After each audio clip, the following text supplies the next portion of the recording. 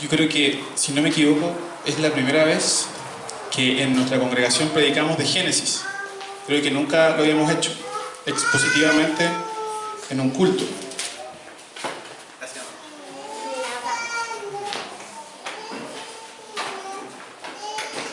Y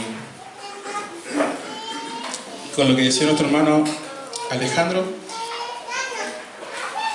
me aleonó,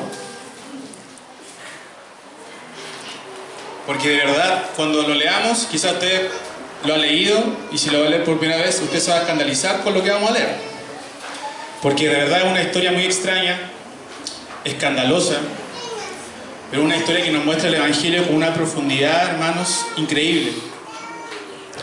Y yo quisiera que leyéramos, y luego de leer vamos a orar. Génesis capítulo 38, ya por título Judá y Tamar. Aconteció que en aquel tiempo que Judá se apartó de sus hermanos y se fue a un varón adulamita que se llamaba Hirá.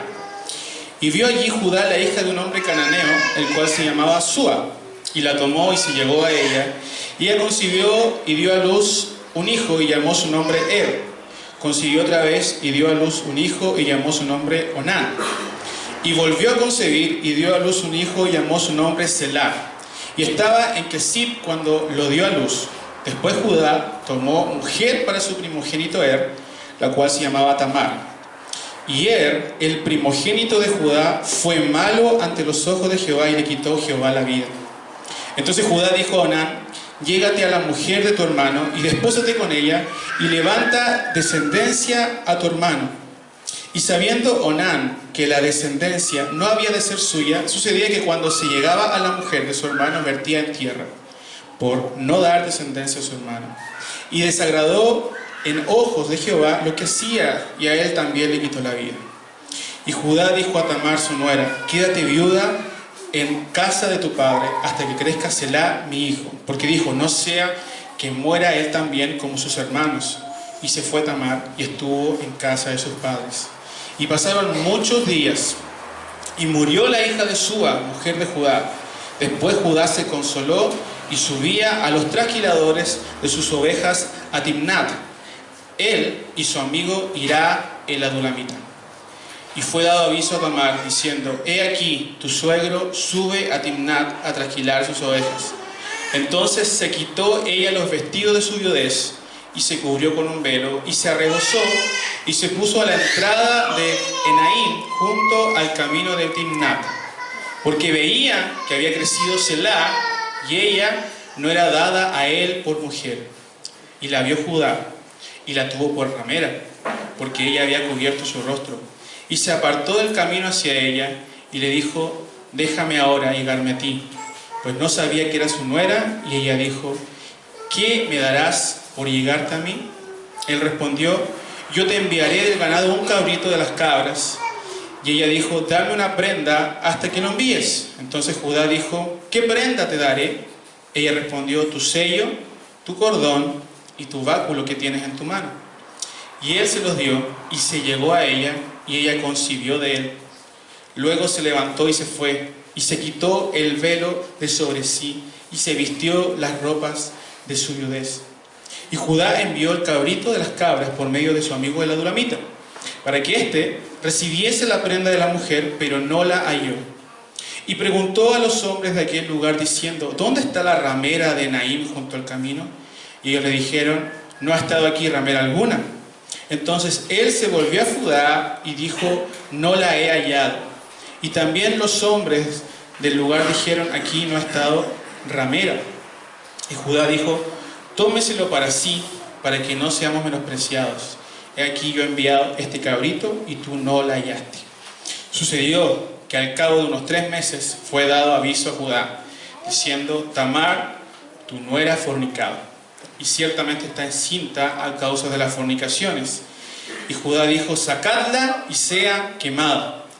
Pero ella, cuando la sacaban, envió a decir a su suegro: del varón cuyas son estas cosas, estoy encinta. También dijo: mira ahora de quién son estas cosas, el sello, el cordón y el báculo. Entonces Judá los reconoció y dijo: más justa es ella que yo, por cuanto no la he dado a Selá mi hijo, y nunca más la conoció. Y aconteció que al tiempo de dar a luz, he aquí, habían gemelos en su seno. Sucedió cuando daba luz, que sacó la mano el uno, y la partera tomó y ató a su mano un hilo de grana, diciendo: este salió primero. Pero volviendo él a meter la mano, he aquí salió su hermano. Y ella dijo: ¿qué brecha te has abierto? Y llamó su nombre Fares. Después salió su hermano, el que tenía en su mano el hilo de grana, y llamó su nombre Sara. Vamos a orar. Señor, tu palabra ha sido leída, pero ahora queremos, deseamos en nuestro corazón que tú la apliques en nuestros corazones, que tú nos enseñes principios bíblicos a través de esta extraña historia, esta historia escandalosa, pero en donde tu gracia brilla mucho más profundamente. Señor, nosotros somos personas caídas, Señor, personas que necesitamos escuchar nuevamente tu evangelio, porque necesitamos de Cristo Jesús, ser llenos de Él, Señor, y lo que yo no pueda, Señor, decir a través, Señor, de la exposición que voy a hacer, tú hazlo a través de tu Espíritu Santo. Tú, Señor, habla a los corazones de mis hermanos, edifícales, amonéstales, adviérteles, Señor, y hoy renueva, Señor, nuestro espíritu a través de tu palabra. En el nombre de Jesús. Amén. Bueno, hermanos, el título de esta predicación se llama Judá y Tamar, la escandalosa gracia de Dios. Así se llama. Y esta historia, hermanos, aparece en el libro de Génesis como una especie de pausa en la historia de José. Si ustedes observan, la historia en el capítulo anterior queda en la venta de José, ¿cierto? Lo venden a unos madianitas, quienes venden a José a Potifar, y existe ahora esta historia, esta pausa, ¿cierto? Con otro hijo de Jacob, el cual se llama Judá. Y hermanos, este es uno de los textos más explícitos en la Biblia en cuanto a sexualidad se refiere. Es muy explícito lo que aquí se narra.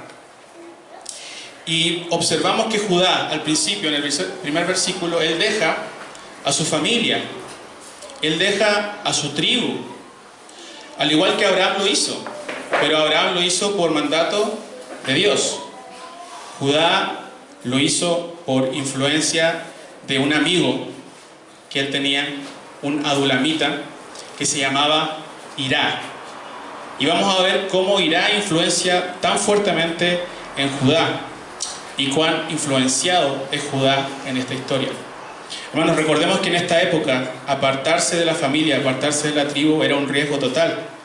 Aquí no habían estados, ¿cierto? No había policía, no existían esas formas de gobierno. Por lo tanto, era la tribu, era la familia, ¿cierto?, en donde había gobierno, había cuidado, había protección, había sustentabilidad. Entonces, lo que estaba haciendo Judá era muy riesgoso para esta época. Entonces, él se arrima a los cananeos. Y había un mandato del Señor a su pueblo, que lo vemos más expandido, ¿cierto?, más explícito en los mandatos de Moisés. Pero él sabía que no le convenía arrimarse a los gentiles, porque incluso Abraham busca esposa para Isaac de su familia, para no contaminarse con los cananeos. Entonces ese principio estaba, pero él decide arriesgarse e irse con los cananeos, y no solamente eso, sino que casarse con una de ellas. ¿Con quién? Con la hija de Súa, así dice la Escritura. Y concibe 3 hijos, Onán y Selá. Y después él toma mujer para su primogénito, la cual se llamaba Tamar, que es nuestra protagonista. Ella protagoniza junto con Judá toda esta historia. Y Tamar, ¿saben lo que significa, hermanos? Es palmera. Palmera. Y una palmera nos habla de algo fructífero, de algo fértil, de algo bello. Probablemente ella era una mujer hermosa, preciosa. Así como tú concibes a tu esposa, ¿cierto, hermano? Algo así era Tamar. Entonces, dice la Escritura que ella se casa con Er, el primogénito. Y dice la palabra, si ustedes van al versículo 7, que él fue malo ante los ojos del Señor. No sabemos explícitamente qué pecado había hecho Er, pero el Señor le quita la vida. Y es la primera vez en la Biblia que hay un juicio individual de muerte a una persona. Porque todos los juicios anteriores fueron el diluvio, por ejemplo, Sodoma y Gomorra, fueron diluvios colectivos de destrucción. Pero es la primera vez que el Señor mata a una persona. Y en este caso fue Er. Ahora, muere este hermano y empieza a regirse, en este caso, la ley del levirato. ¿Y en qué consistía esta ley? Si me acompañan, pueden ir conmigo a Deuteronomio capítulo 25, versículo 5.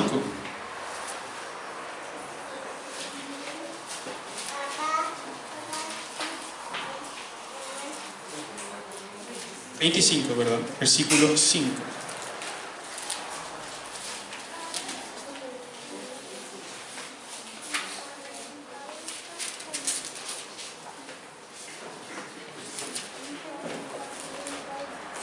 Dice el versículo 5, cuando hermanos habitaren juntos y muriere alguno de ellos y no tuviere hijo, la mujer del muerto no se casará fuera con hombre extraño. Su cuñado se llegará a ella y la tomará por su mujer y hará con ella parentesco. Versículo 6, y el primogénito que ella diera a luz sucederá en el nombre de su hermano muerto, para que el nombre de éste no sea borrado de Israel. Si ustedes quieren lo pueden seguir leyendo en su casa, pero básicamente lo que se le pedía, ¿cierto?, al hermano soltero mayor después del que había muerto era casarse con la viuda, y los hijos que tuvieran iban a llevar el nombre del difunto. ¿Ok? Entonces, esta práctica no era una práctica obligatoria en el pueblo de Israel. Si usted sigue leyendo, él podía rechazar esto, pero era un acto visto como una cobardía, como un poco hombre. Es más, la viuda lo podía escupir públicamente a la cara, porque era una falta no hacerse cargo de esta mujer. ¿Y quién toma, en este caso, ese puesto que había dejado de, entre comillas, ese privilegio de ser esposa de Tamar? En este caso, Onán. Y Onán tiene intimidad con Tamar, pero él no quería darle a ella descendencia. No quería, y Tamar era fértil, era bella, ella quería ser madre, y él vertía en tierra, es decir, eyaculaba, ¿cierto? Y no había finalmente consumación del acto sexual. Era sexo sin alma. Era simplemente, hermanos, satisfacerse a sí mismo. Eso es lo que estaba haciendo Onán.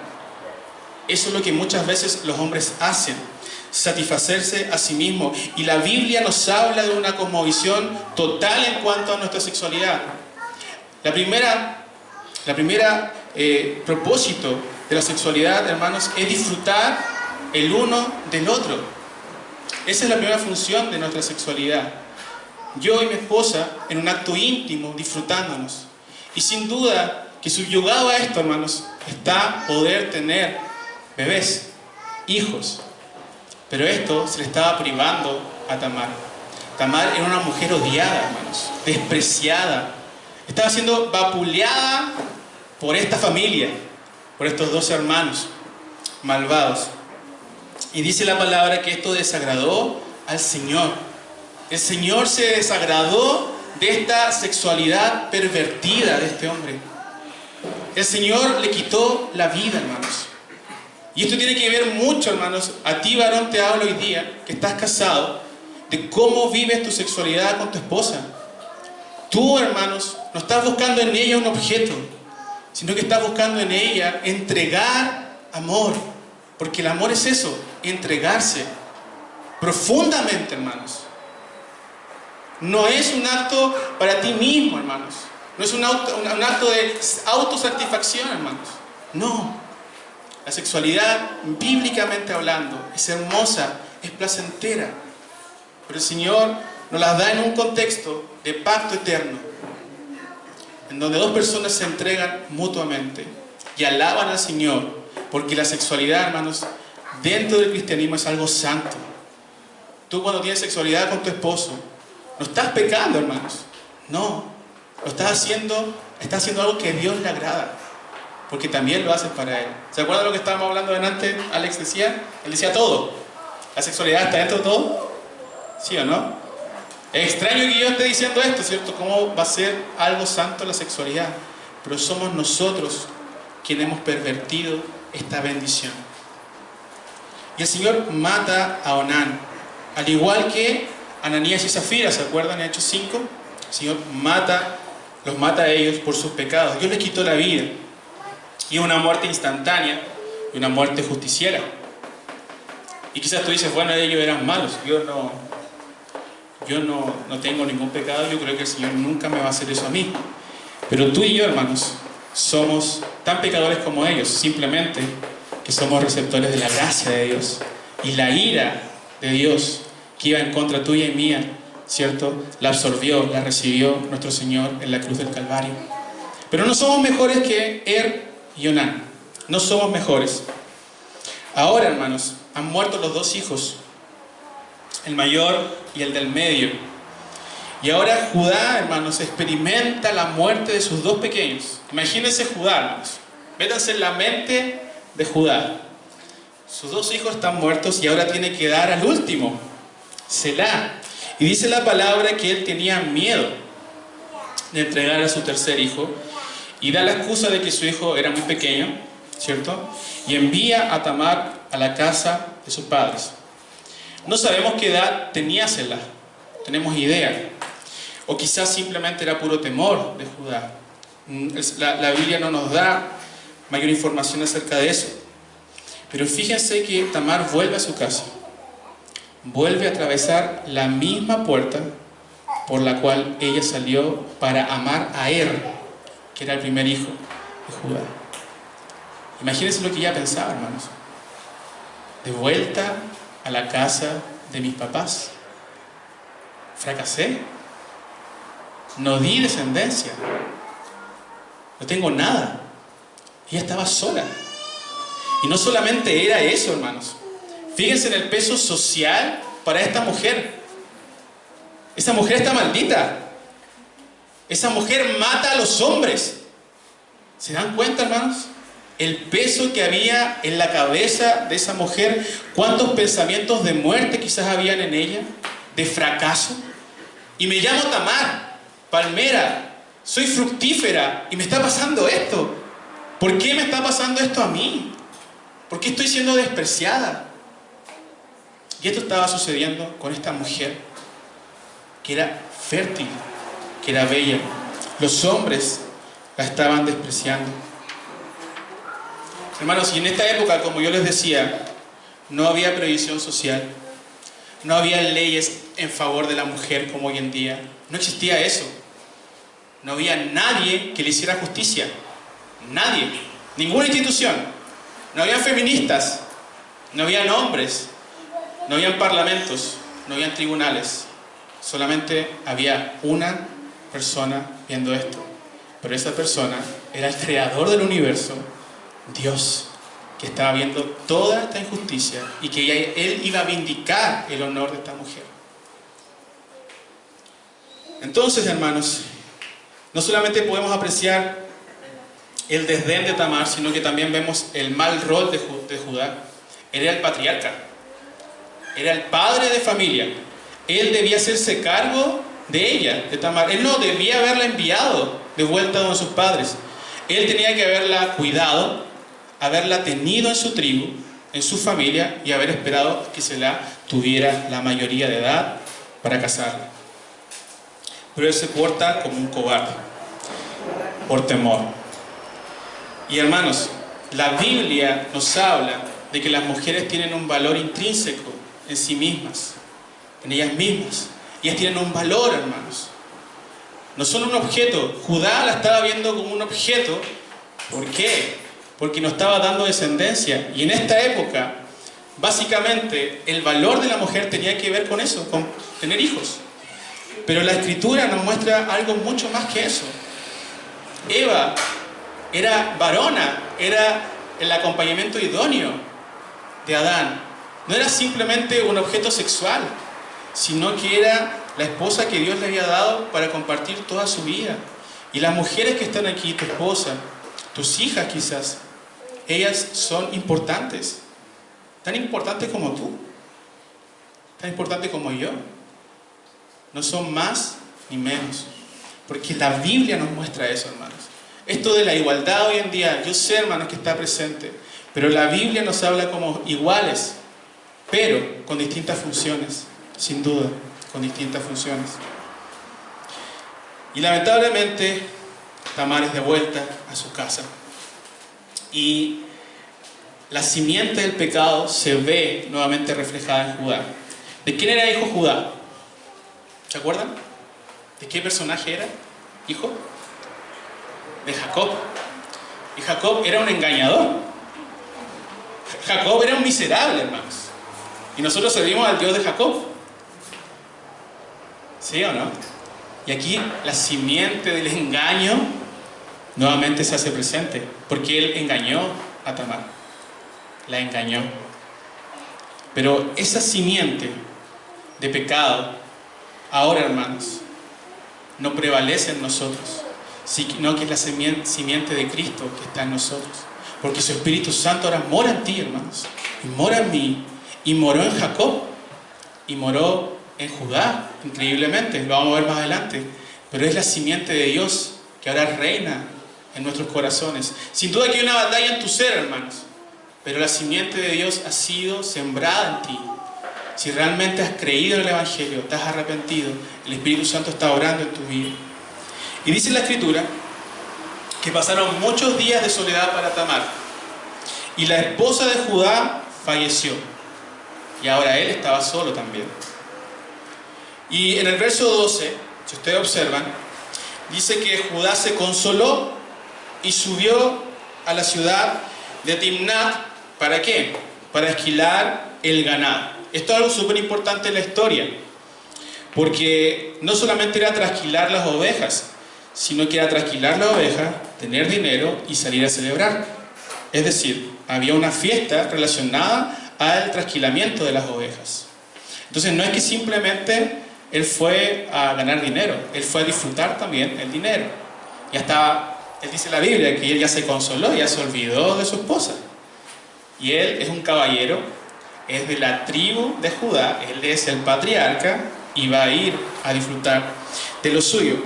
Y adivinen con quién va. ¿Con quién va? Dice la palabra que va con su amigo Hirá. ¿Se dan cuenta? Hirá es un personaje que está ahí presente, dirigiendo de alguna forma el comportamiento de Judá. Y dice la palabra que va con Hirá el adulamita. Y Tamar sabe de esto, se entera de que su esposo va a la fiesta, que va a subir a la trasquilada de las ovejas. Y como ella sabía, su suegra,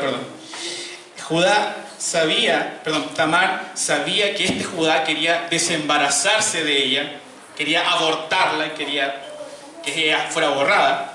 Ella sabe que él sube a la ciudad.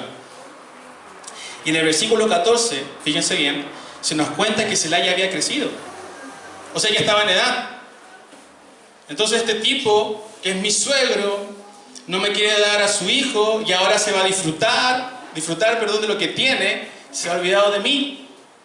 Se ha olvidado que yo estoy viva y yo estoy aquí sola, desamparada. Entonces ella astutamente sabe que su suegro irá a la fiesta y deja sus vestidos de viuda y se viste de tal forma que Judá la tuviera por ramera, por prostituta, ya que ésta se cubría el rostro y ella hace este acto, ¿cierto? Y su suegro, ojo con esto, sin saber que era ella, él no sabe que era ella, la desea, la vio, con una sola mirada deseó a su nuera. Y el pecado de Judá no empieza con un acto sexual, sino que empieza con esa mirada. Él vio a esta mujer y la deseó en su corazón. ¿Te das cuenta, hermano, que el pecado no empieza o no se concreta cuando nosotros hacemos cosas físicas, sino que empieza en nuestros corazones, por esa concupiscencia infernal que hay dentro nuestro? Por eso es que el Señor nos dice en Mateo 5:28 que cualquiera que mira a una mujer para codiciarla ya adulteró con ella en su corazón. Y a Judá le sucedió esto. Y esto te sucede a ti, te sucede a mí. El pecado inicia en nuestros corazones, hermanos.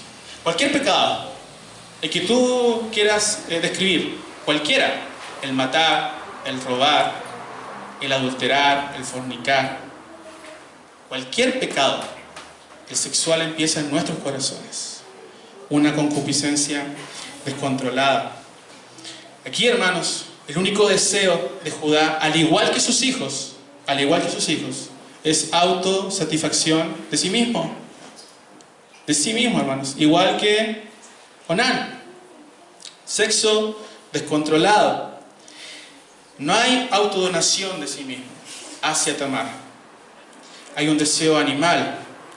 Y no es como el caso en el matrimonio, hay un pacto eterno, donde hay un pacto eterno, perdón. ¿Se acuerdan cuando aprendimos nosotros acerca de los atributos de Dios, acerca del amor? Y amor, ¿con qué lo relacionábamos siempre? Con entrega, con ofrecerse, con darse. Porque de tal manera amó Dios al mundo que envió, que dio. ¿Se dan cuenta, hermanos, que cuando tú dices que tú amas a tu esposa o amas a tus papás, tiene que ver con entrega, con darse incondicionalmente? Incondicionalmente. Eso es lo que Dios hace contigo y conmigo. Se ofrece incondicionalmente. Aquí Judá, tal cual tú y yo, tiene un deseo desenfrenado y egoísta. El pecado se inició en su corazón, en su mente, y se hizo manifiesto en un acto sexual. Y es el corazón del hombre, el malo y el perverso, hermanos. Es el corazón nuestro el que tiene el problema. Ahí está la raíz de todos nuestros problemas. En nuestro corazón, el pecado que habita, que reina ahí. Es nuestro corazón el que es regenerado por el Evangelio de Cristo, hermanos. Y es el Evangelio el que tiene que penetrar tu corazón y mi corazón. Ahora Tamar, al saber que ya tiene la atención de Judá, como buena mujer que es, porque las mujeres saben cómo hacer este trabajo, ustedes, hermanas, lo saben, ¿cierto? De llamar la atención de sus maridos. Ahora ella tiene la atención y le pide un pago por los servicios como prostituta. Y él le promete, ¿qué cosa? Un cabrito. Le promete un cabrito. Y promete enviarlo. Y fíjense que esto es interesante porque él dice, yo te voy a enviar un cabrito para no exponerse públicamente, hermanos. Él no va a ir a dejar la oveja, el cabrito, perdón. No va a ir. Porque él es el patriarca, ¿se dan cuenta de eso? Él es el que tiene que preservar toda la familia. Él es bisnieto de Abraham. Él es nieto de Isaac. Es hijo de Jacob. Él es de una familia evangélica. Él tiene que preservar el buen nombre de la familia. No va a ir él a dejar una oveja, un cabrito, perdón, donde una prostituta. No puede. Y ella le pide el carnet de identificación de la época. El carnet. Eso es lo que le pide, hermanos. Le pide 3 cosas, ¿cierto? El sello, el cordón y el báculo. Hermanos, estas cosas eran muy personalizadas en aquella época. Es decir, si tú encontrabas esas cosas quizás en algún rincón de la calle, esto era de Judá, o esto era de Isaacar, o de Zabulón, o de alguien, porque eran elementos muy personalizados. Entonces lo que ella le pide básicamente para nuestra época, para que lo podamos entender, es el carnet de identidad. Ella se queda, miren, de este señor yo estoy embarazada. Entonces ella le pide sus objetos personalizados. Luego de la intimidad, ellos tienen intimidad, ¿cierto? Tienen relaciones sexuales. Tamar abandona la escena del crimen y Judá queda solo. No tiene idea de qué sucedió. Sabe que simplemente estuvo con una prostituta y amanece solo.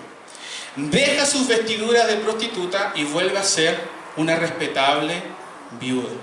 ¿Se dan cuenta de la astucia aquí de Tamar?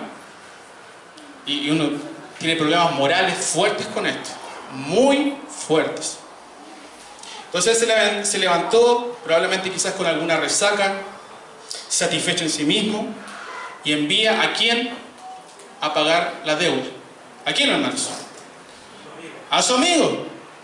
A su amigo Hirá. Está presente en toda esta historia este personaje, hermanos. Y lo envía a pagar la deuda porque él no se podía exponer. Hirá es el cananeo, el adulamita, perdón. Él puede hacerlo porque él es un gentil. Yo soy evangélico de la tribu, ¿cierto? De Abraham, Isaac, de Jacob. Judá vivía, hermanos. Judá vivía de la imagen que la gente tenía de él. Él era un caballero, era un hombre respetable, era de una familia consagrada, era un buen hombre. ¿Cuántas veces nosotros hemos hecho este tipo de cosas, hermanos? Vivir de la hipocresía. El pretender ser santos cuando Dios conoce, hermanos, nuestras vidas. ¿Te das cuenta de la hipocresía, hermanos, de Judá? ¿Que es un chanta? Nosotros lo veríamos hoy día, este gallo es un chanta. Tú también y yo también, hermanos. Ante los ojos de Dios somos inconsistentes, hipócritas, faltos de una persona, de Cristo en nuestros corazones. ¿Recuerdan, hermanos, que Dios vio a Sara cuando se rió? ¿Quién vio ese acto? Cuando Sara le prometen a Abraham, no, tú vas a ser papá junto con Sara, y Sara estaba escondida. ¿Quién vio a Sara? Dios. ¿Cierto? ¿Quién vio a Caín matar a su hermano Abel? Dios. ¿Cierto? Dios. ¿Quién vio a Acán esconder el oro? Dios. Y el Salmo nos dice, ¿a dónde iré? Huiré de tu presencia, Señor. ¿A dónde huiré de tu espíritu? ¿A dónde? Hermanos, tú quizás vienes a la iglesia, pero quizás te escapas durante toda la semana de Dios. Y pretendes vivir una vida santa, pura, agradable a Dios, como lo leíamos en Romanos el día domingo. Pero estamos faltos, hermanos, delante de Dios. Y faltos de Cristo en nuestros corazones. Del carácter de Cristo, hermanos. Del carácter, hermanos, de Cristo. De decidir en nuestras casas ser semejantes a Él. Del carácter, hermanos. No de necesariamente cuánta Biblia retengas en tu cabeza. Es parte, sin duda, pero del carácter del Señor. Porque el carácter de Judá, hermanos, no es el carácter de Cristo. Y muchas veces somos unos hipócritas, viniendo a la iglesia y viendo una vida desagradable a Dios, semana tras semana, semana tras semana, exponiéndonos al Evangelio, porque en este púlpito constantemente se habla del Evangelio, pero viviendo vidas inconsistentes, livianas, light. Escucha lo que dice Job 26:6. El Seol está descubierto delante de él y el Abadón no tiene cobertura. O sea, Dios ve aún lo profundo, el infierno, el Seol, del Hades. ¿Cuánto más tu pobre corazón, hermanos? ¿Cuánto más tu corazón pequeño? Si Él observa el infierno, ¿cuánto más nuestros pobres corazones? Corazones endurecidos por el pecado. ¿Hasta cuándo pretenderás seguir y seguir con el pecado que Dios mismo observa? Hermanos, Dios te está observando, date cuenta de eso. Démonos cuenta de eso. Podrás estar bien ante tu congregación, tu familia, tu sociedad, pero el Hacedor de la vida te está viendo. Él está presente. Él es quien pesa nuestros corazones, hermanos, y están faltos. En el versículo 23 podemos ver que Judá solo está preocupado de su reputación y deja el cabrito con aquellos hombres que le anuncian que no estaba esa ramera, para que cuando llegara la ramera se lo dieran y su buen nombre no sea manchado, porque está, recuerden, él está enfocado en su reputación, en su buen nombre. Y ahora estamos llegando al final de esta extraña historia. No al final de la predicación, pero sí al final de esta historia. Se le da aviso a Judá, hermanos. Judá, tu nuera, Tamar, esa que tú echaste de aquí, ¿te acordáis? Está embarazada. Siempre hay algún chismoso, ¿cierto? Está embarazada de 3 meses. De 3 meses está embarazada. Y es por causa de fornicación. ¿Esto era cierto? Sí, hermanos, era cierto. Había fornicado con su suegro. Y les pide a los acusadores, Judá le pide a los acusadores que la saquen de su hogar que era de los padres de Tamar, no se olviden, y la quemen viva, junto con el bebé, un bebé que era de Judá. Otro avistamiento hipócrita de nuestro estimado amigo y hermano Judá. Él rechazó a Tamar como parte de su familia, ¿se acuerdan de eso? Él la envió a la casa de sus padres. Y ahora la va a buscar no para entregarle a Selá, sino para matarla. ¿Se dan cuenta de la injusticia de Judá? Él la echa de su hogar y ahora va a buscarla solo para asesinarla, para matarla. Él era el patriarca de la familia, hermanos, y debía administrar justicia. Y tenía también roles de juez, de gobernante y de sacerdote. Tamar no estaba en su jurisdicción. No estaba en su jurisdicción, pero él la va a buscar para matarla. Era un tribunal escandaloso, hermanos. Escandaloso. Esto era un escándalo para la época. Todo lo que se estaba presenciando, algo parecido a lo que sucedió con David, con Urías Eteo, con Betsabé y el profeta Natán. Un escándalo muy, muy similar. La hipocresía está ahora en un punto álgido. Sin duda, hermanos, Tamar debía morir porque era pecadora, al igual que tú y yo. Pero Judá, su pecado, su responsabilidad, hacían de todo esto un agravio mucho mayor. Ahora, paradójicamente, hermanos, el coraje de Tamar es extremo. ¿Te das cuenta, hermana? Si ustedes estuvieran en el lugar de Tamar, te van a buscar para matarte, estás embarazada de 3 meses. Y ella se arroja, hermano, por la fe y sale al encuentro de toda esta gente que viene a juzgarla. Y ella tiene una carta bajo la manga. Ella tiene una carta bajo la manga para destrozar la dignidad de Judá y hacer justicia. Su victoria moral es mucho mayor. Entonces ella dice, del varón de quienes son estas cosas, ese es el padre del bebé que llevo adentro. El sello, el cordón y el báculo. ¿De quiénes son? De Judá. Y dice la palabra que Judá reconoció los objetos. ¿Se dan cuenta, hermanos, quizás en la mente de Judá que estaba pasando? Ella era la prostituta con la cual me acosté. Es ella. Y Judá lo reconoce. Y Judá en ese momento es quebrantado. Judá en ese momento es molido por Dios. Y Dios utiliza a Tamar, hermanos, como instrumento para quebrantar el corazón orgulloso de Judá. Destroza públicamente la dignidad de Judá. Toda su bravura de macho alfa queda destrozada, hermanos. Toda su majestuosidad de caballero, de patriarca respetado, queda en el suelo. Y eso es lo que Dios hace cuando Él nos muestra nuestro pecado. Cuando nuestro hermano Alejandro hablaba de la mujer adúltera, ella fue desnudada por el Señor. Con la mujer samaritana fue desnudada por el Señor. Y cuando tú te encontraste con el Evangelio, fuiste desnudado al igual que Judá. Totalmente te viste desnudo. Pero para ver a Jesucristo, para ver la gloria de la cruz, hermanos, para que tu pecado lo veas con tanta profundidad que pudieras apreciar la sangre del Hijo de Dios clavado en la cruz del Calvario. Es Jesucristo, hermanos, que está haciendo esto con Judá. Y nosotros debemos anhelar este quebrantamiento, esta desnudez, porque solo ahí realmente, hermanos, vemos nuestra necesidad de Cristo, nuestra profunda necesidad de Dios. Esta historia es mi historia, hermanos. Esta historia es tu historia. Tú no eres mejor que Judá. Yo no soy mejor que Judá.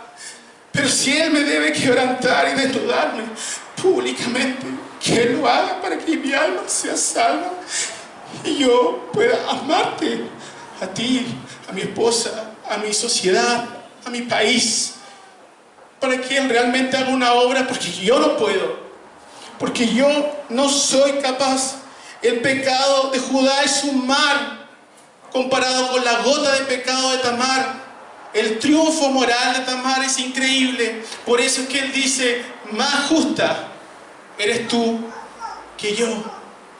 Ella está justificada, porque este hombre malvado no hizo justicia, porque este hombre malvado la expuso públicamente. Tamar fue vilipendiada, hermanos. No tenía ningún tribunal a donde acudir para acusar la injusticia de Judá por no darle a Selá como esposo.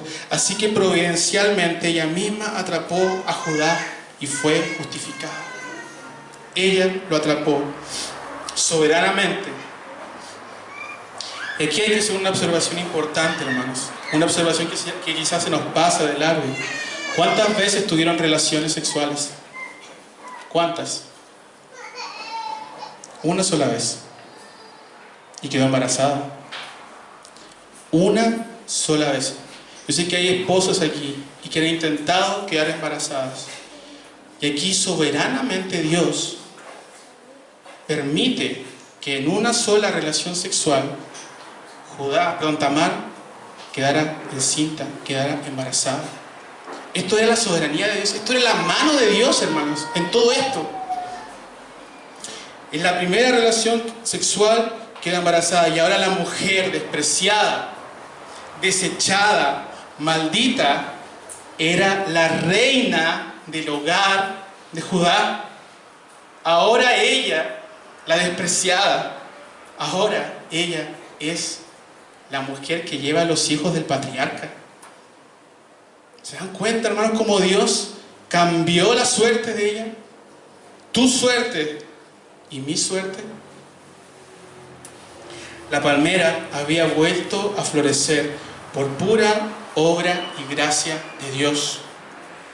Las escrituras no nos muestran si ella se casó finalmente con Selá. Solo sabemos que Judá cuidó de ella y de los hijos que tuvieron. Y las escrituras nos muestran el arrepentimiento de Judá. Sí nos muestran el arrepentimiento de Judá. Quizás tú dices, quizás no veo el arrepentimiento de Judá. Judá no hizo ninguna oración. Judá no dijo me arrepiento. Pero dice la palabra en el verso 26 que él nunca más se volvió a acostar con ella. Nunca más. Y no solamente nos muestra un acto de arrepentimiento de Judá, sino que vemos hechos de él. ¿Qué es el arrepentimiento, hermanos? El arrepentimiento fue lo que hicimos delante cuando oramos. ¿Eso es el arrepentimiento, hermanos? ¿Qué es el arrepentimiento? Cambio de mente, pero que se manifiesta en un acto.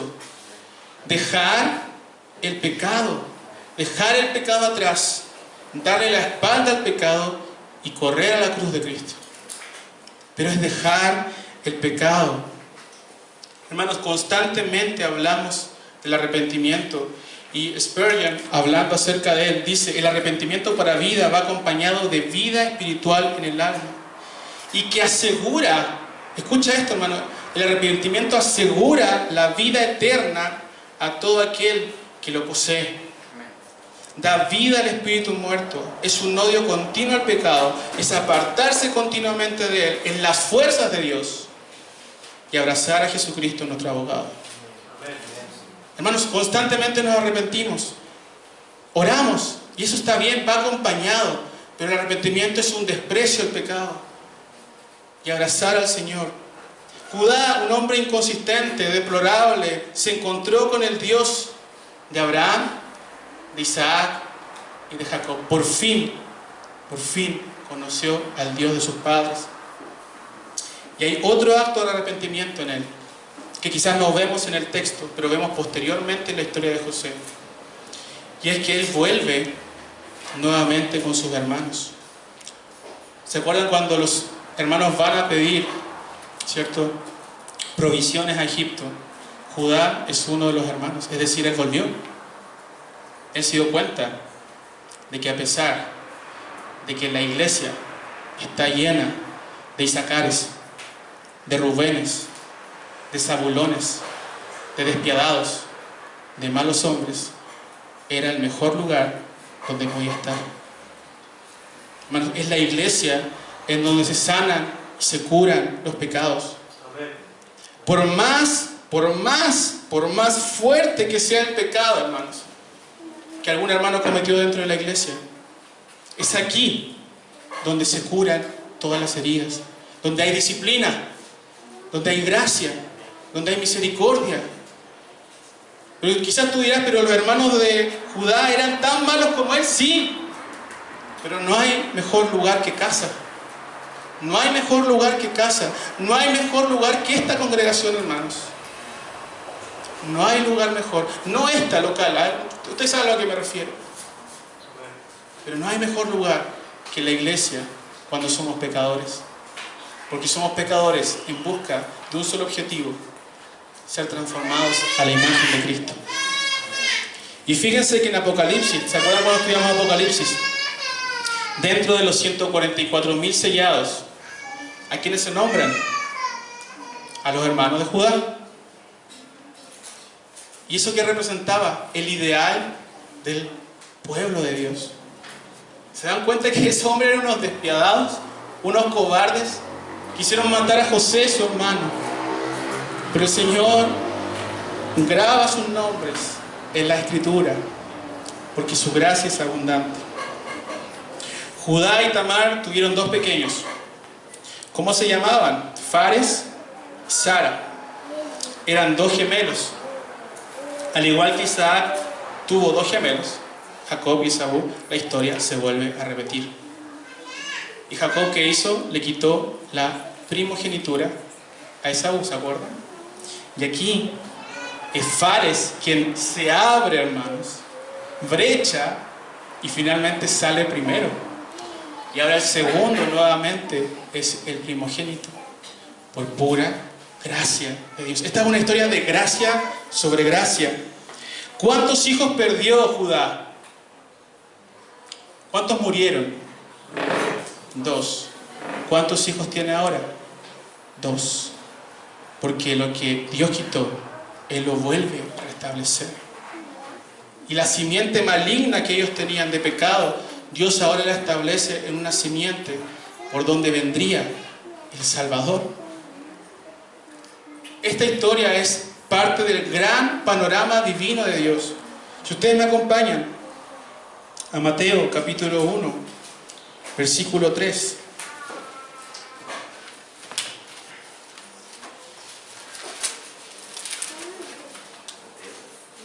Mateo capítulo 1, versículo 3.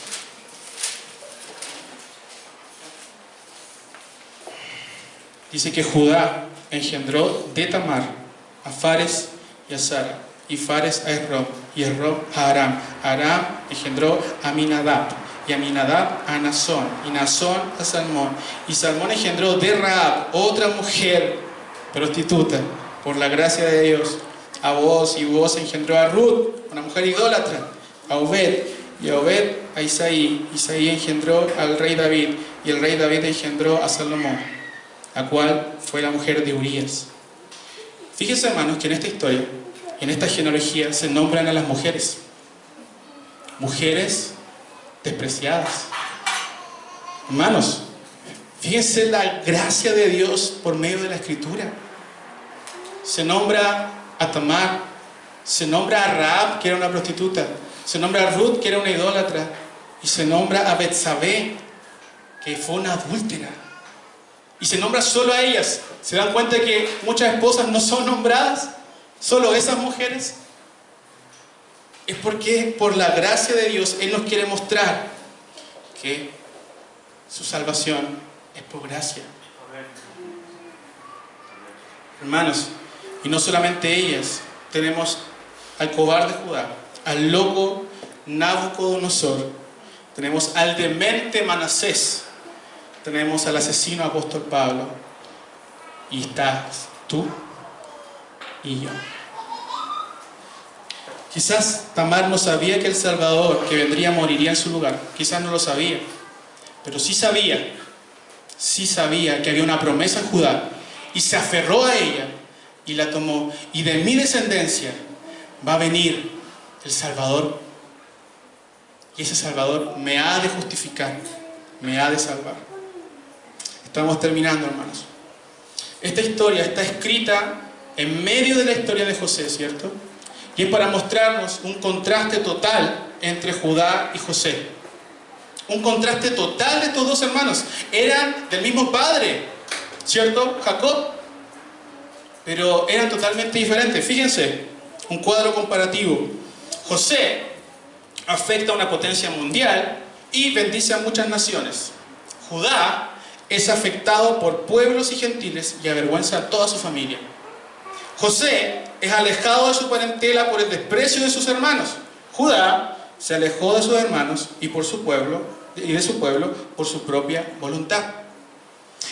José es buscado por la mujer de Potifar. Judá busca una ramera en Timnat. José prevalece ante la tentación sexual. Judá sucumbe ante la tentación sexual. José es enjuiciado injustamente y va a la cárcel. Judá juzga injustamente a Tamar deseando quemarla. Hermanos, con todos estos antecedentes, si tú fueras, supongamos que tú tienes que escoger de dónde viene la simiente del Señor Jesús, ¿a quién escoges? ¿A quién? Yo escojo a José, ¿cierto? Sabe administrar, es un buen papá, es seco en la finanza, ¿cierto? Sabe del Señor, sabe de la Escritura, es un hombre completo. Pero yo quiero acompañarlos al Salmo 78, 67, por favor. Salmo 78.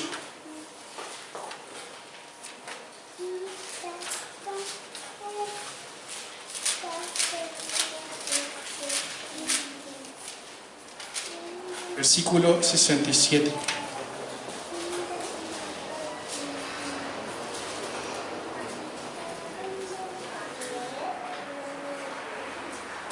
Desechó Dios, fíjense lo que dice, Salmo 78, 67. Desechó la tienda de ¿quién? De José, y no escogió la tribu de Efraín, sino que escogió la tribu de Judá, el monte de Sión, al cual amó. Edificó su santuario a manera de eminencia, como la tierra que cimentó para siempre. Eligió a David su siervo y lo tomó de las majadas de las ovejas. Detrás las paridas lo trajo, para que apacentase a Jacob su pueblo y a Israel su heredad, y los apacentó conforme a la integridad de su corazón, los pastoreó con la pericia de sus manos. Puros nombres deplorables: Judá, Jacob, David. Ninguno merecedor de la gracia, porque si no, no sería gracia. Porque si no, no sería gracia, hermanos. Esa es la gracia de la gracia. Que el Señor se fija en gente menospreciada. Y Hebreos 7:14, lo pueden buscar en su casa, dice que no hay ningún sacerdocio en Judá. Ninguno. No había ningún sacerdocio en Judá, pero Dios escogió a Judá con el único objetivo de hacer mayor su gloria y que podamos ver a través de la palabra el resplandor del Evangelio. Ahora, hermanos, con esto quiero terminar. Esta historia no está aquí simplemente para que yo contraste a José y a Judá, porque hay uno mayor que José. Hay uno mayor que José, uno excelente, uno más grande que José. Fíjense en el siguiente cuadro comparativo. Judá abandonó a sus hermanos y se fue tras los placeres de la vida. Jesús dejó la gloria eterna que tenía con su Padre, se hizo hombre, habitó entre nosotros, vivió sin pecado, murió y resucitó por su pueblo. Judá negó su hijo a Tamar. Judá negó su hijo a Tamar. Dios Padre envió a Dios Hijo para morir por los pecadores, y este se ofreció en sacrificio voluntariamente por nuestros pecados. Judá utilizó y rebajó a Tamar a una mínima expresión. Jesús vino a salvar lo que se había perdido y a convertirla en su novia. Judá expuso a Tamar en un juicio público, falso, con el objetivo de matarla. Jesús murió en lugar de una novia adúltera, fornicaria, la limpia y la adorna para venir a buscarla en su segunda venida. Judá era un pecador que por la gracia de Dios obtuvo el arrepentimiento. Pero Jesús vivió una vida perfecta, la vida que Judá, tú y yo no pudimos vivir. Cumplió toda la ley, amó en perfección a su Padre, fue el perfecto siervo y el perfecto hombre. ¿Sabes qué significa el nombre Judá, hermano? ¿Sabes qué significa? Significa alabanza. Alabanza. Este Judá no fue la alabanza que Jacob esperaba a Dios. Cristo es el verdadero Judá. Es Jesús, la verdadera alabanza a Dios. Es la palabra, es el logos, Él es la roca, Él es el dulce refugio, Él es el lirio de los valles, Él es el verdadero autor del Salmo 119:11. En mi corazón he guardado tus dichos para no pecar contra ti. Él es el verdadero autor, el verdadero patriarca, el verdadero Israel, la raíz de David. El centro del Evangelio es Jesús. En el verdadero Judá, en Cristo, encontramos consuelo, como aprendimos en Apocalipsis 5:5. No llores, no llores. He aquí, el león de la tribu de Judá, la raíz de David, ha vencido para abrir el libro y desatar sus 7 sellos. Por más que el mundo quiera borrar el cristianismo, hermanos, por más felices que se sienten en su amada Babilonia, por más que piensen que no necesitan a este Dios de gracia, Él ya ha triunfado y esperamos en Él. ¿Te sientes identificado con Judá? ¿Eres un inconsistente pecador? Ven porque su gracia es abundante. Ven porque aún hay lugar para un pecador más, para un Rubén, para un Isaacar, para un Zabulón, para un Judá, para quienes expusimos a nuestro hermano mayor en la cruz del Calvario. Vamos a orar.